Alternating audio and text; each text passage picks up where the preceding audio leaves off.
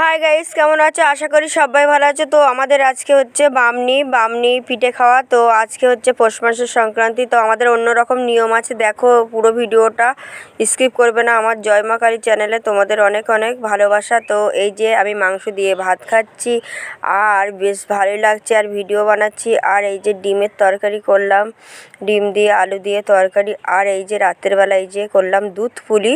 তো দুধ পুলি পিঠেটা বেশ দারুণই হয়েছে, দুধ দিয়ে গরম মশলা দিয়ে অনেকক্ষণতে ফুটিয়েছি, মানে দারুণই লাগছে, মিষ্টি দিয়েছি। আর এই যে তোমার দাদাভাইয়ের দিয়ে নারকোল কোড়াচ্ছি, নারকোল ভেঙে নিলাম, নিয়ে বলছি আমার শরীরটা না খুবই খারাপ, তো তুমি একটু করে দাও না। তো তোমার দাদাভাই নারকোলটা ভেঙে দিল, কিন্তু আমাকেই কুড়তে হলো, কুড়ে টুড়ে। তো আমাকে তো একাই করতে হবে। তো এই যে আমি নারকোল পিঠে তৈরি করছি, এই ডেক্সিটা করব সিদ্ধ, আর এটা হচ্ছে দুধ পুলি, মানে দুধে দেব।